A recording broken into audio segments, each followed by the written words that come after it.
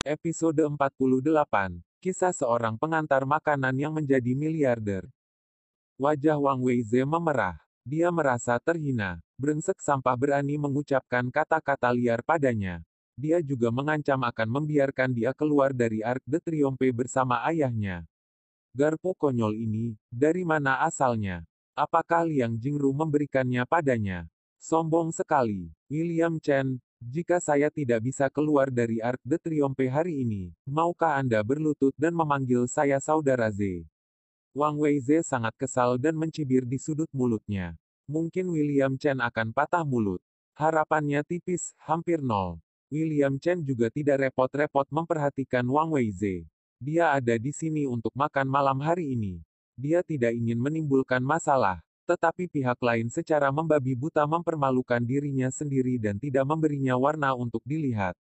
Saya sangat menyesal atas statusnya sebagai pewaris orang kaya. Bukankah Wang Weize sombong? Tidakkah menurutmu kamu memiliki status yang baik? Tidak apa-apa, saya akan membiarkan Anda kehilangan posisi dan segala hal tentang Anda. Pada saat ini, Yuan Zende kembali setelah panggilan telepon. Wajahnya tidak begitu baik, dan berkata, Tuan Chen, maaf, saya tidak mendapatkan jawaban yang pasti di sini. Jadi, artinya sudah jelas. Saya belum menerima kabar apapun, jadi saya tidak akan mengakui transfer Anda atas saham ini. Kemudian, Wang Weize tertawa lagi dan mencibir, pernahkah kamu mendengarnya? Dia masih berpura-pura berada di sini. Aku benar-benar yakin, mengapa Jiang Wan memilihmu untuk menjadi begitu tidak berguna.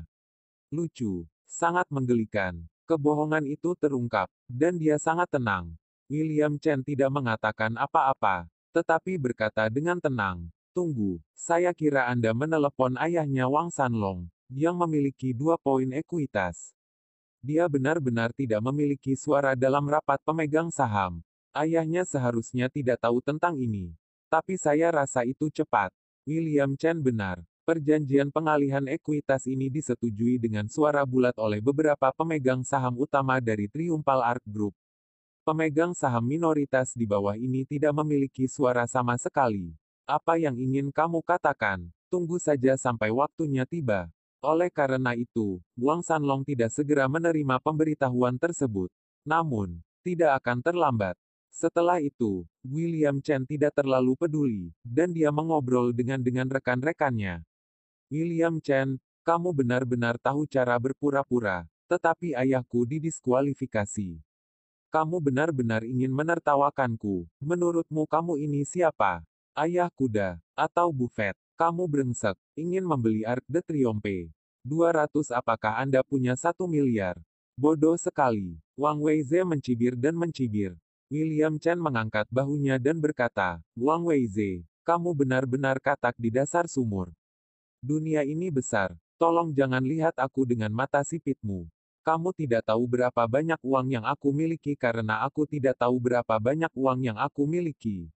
Apa yang kamu bicarakan tentang Papa Ma, Buffett, mereka mungkin tidak punya uang sebanyak saya. Tunggu, kata-kata ini terpaksa bocor. Apakah Anda dewa sepeda gunung musim gugur yang terkenal, William? Berpura-pura menjadi realistis ini hanya biasa saja. Namun, apa yang dikatakan William itu benar. Bagi mereka yang kaya peringkat Forbes, semua aset yang digabungkan kurang dari setengah dari aset properti keluarga mereka. 70% kekayaan dunia ada di tangan keluarganya sendiri. Permisi, apakah ada orang yang lebih kaya dari dia? Hanya saja William Chen tidak mau mewarisi bisnis keluarga karena hal-hal tertentu. Wah, saya ingin melihat hari ini. Bagaimana Anda bisa menyempurnakan paksaan ini? Wang Weize sangat kesal. William ini tidak kekurangan itu. Di perguruan tinggi, Anda bertengkar dengan saya kalah. Jiang Wan menikahi Anda. Sekarang, saya adalah manajer Arc de Triomphe. Lebih dari status, saya tidak percaya bahwa saya tidak dapat membanjiri Anda. Berpura-pura menjadi kaya. Siapa yang tidak mau? Akibatnya, Wang Weize menjadi sangat marah, dan amarah di hatinya pun membara. Sayang sekali dia tidak memahami masa lalu William Chen dan energinya sama sekali. Pada saat yang sama, ada hotel bintang 5 di suatu tempat di kota Sangjiang. Wang Sanlong berbaring di ranjang bulu angsa yang lembut, menggendong sekretaris wanita yang baru itu, penuh kasih dan manis. Pada saat itulah ponsel Wang Sanlong berdering, dan tampaknya teledisplay tersebut sebenarnya adalah manajer umum keuangan grup. Mengabaikan orang yang menawan dan cantik di bawah tubuhnya, Wang Sanlong buru-buru meletakkan telepon. "Hei, Tuan Zhao, ada apa? Saya terburu-buru untuk menelepon begitu terlambat. Dong Wang, izinkan saya memberitahu Anda satu hal. Grup Arc de Triomphe telah mengubah pemegang saham utamanya. Ekuitas ditransfer ke William Chen, dan kami telah mencairkan bagian Anda sebesar 300 juta dan mentransfernya ke rekening pribadi Anda. Saya harap semua orang tahu." Setelah mendengarkan, Wang Sanlong menjadi bingung. Ekuitas Triumphal Arc Group dialihkan. 20 miliar, itu. Apakah nomor telepon yang dihubungi Yuan Zende barusan itu benar? 100% ekuitas. Bagaimana ini bisa terjadi? Ini adalah 20 miliar penuh. Siapa sih yang bisa makan grup Arc de Triomphe sebesar itu? Bahkan orang terkaya di China Fortune List bisa makan kurang dari satu malam. Wang Sanlong panik, dan dengan cepat teringat Yuan Zende baru saja mengatakan bahwa Wang Weize tampaknya berkonflik dengan Tuan Chen itu. Ups, cepat telepon dan tanya. Segera, Yuan Zende menerima telepon dari Wang Sanlong. "Wang Dong, ada apa lagi?" Telepon Tuan William Chen secepatnya. Wang Sanlong sangat cemas saat ini. Meskipun Yuan Zende bingung, dia masih menyerahkan telepon kepada William Chen dan berkata, "Tuan Chen." William menjawab telepon, dan suara pria parubaya datang dari ujung yang lain, sedikit rendah. "Tuan Chen, saya Wang Sanlong." "Oh, halo, Dong Wang." "Tuan Chen, maaf anjing itu menyinggung Anda. Lagi pula, itu salahnya. Dengan cara ini, jika perlu, secara pribadi saya akan memberikan kepada Anda. Dia harus minta maaf." Wang Sanlong sangat gugup, karena takut putranya akan menyinggung pemegang saham utama yang tiba-tiba memasuki grup Arc de Triomphe dan juga satu-satunya pemegang saham. Orang seperti itu, bidikan seperti itu, aset seperti itu. Saya pasti tidak bisa menyinggung diri sendiri. "Wang Dong, aku tidak suka punya musuh, jadi bagaimana kalau kamu menjual semua perusahaan atas namamu?"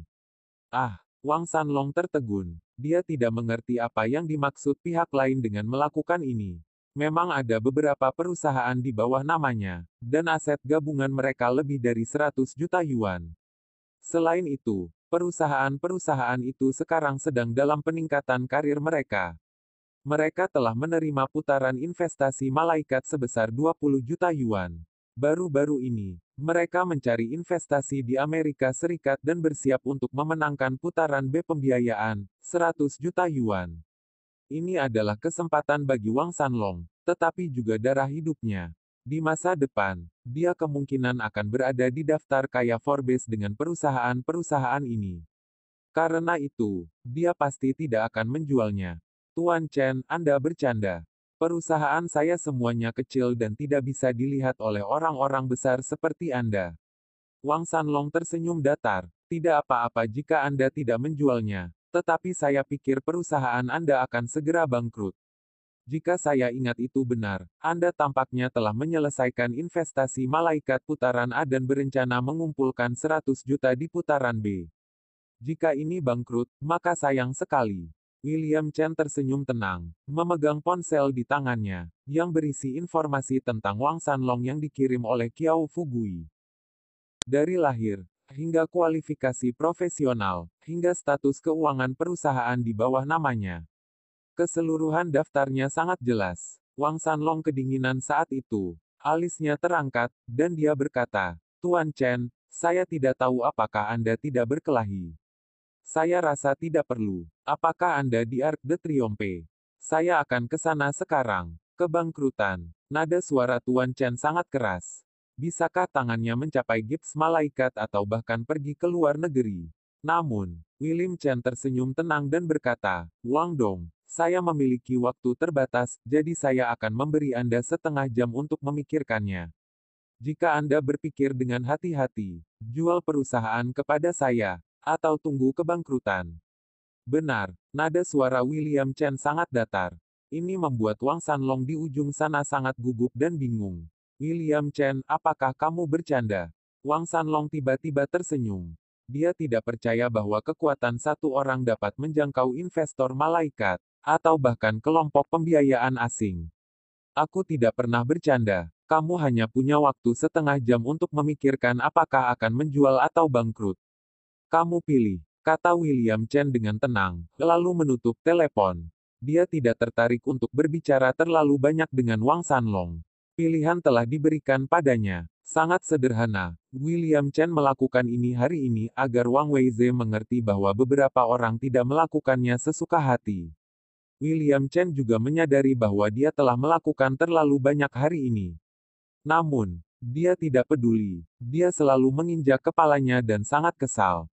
Ketika telepon ditutup, Wang Sanlong di kamar hotel di sana sangat tidak mau, tetapi juga sedikit gugup. Akankah benar-benar bangkrut? Apa latar belakang pemuda yang membeli seluruh saham Triumphal Arc Group dalam sekejap? Tidak bisa memahaminya. Namun, pusat perbelanjaan Wang Sanlong telah berbaur selama bertahun-tahun, dan itu tidak sia-sia. Tidak mungkin memaksa saya untuk menjual perusahaan. Saya ingin melihat apa yang Anda sakral. Orang-orang yang mempesona dan cantik di sekitarnya merangkak di bawahnya. Wang Sanlong kehilangan kesabarannya dan mengusirnya. Kemudian, dia mengangkat ponselnya, memutar nomor yang tidak sering dia hubungi, dan tersenyum dengan hormat, Chu Song. Jangan datang ke Triteasures Hall, aku akan mengatakannya saja. Aku ada yang tidak beres di sini dan Anda perlu bantuan dari Chief Song. Bersambung.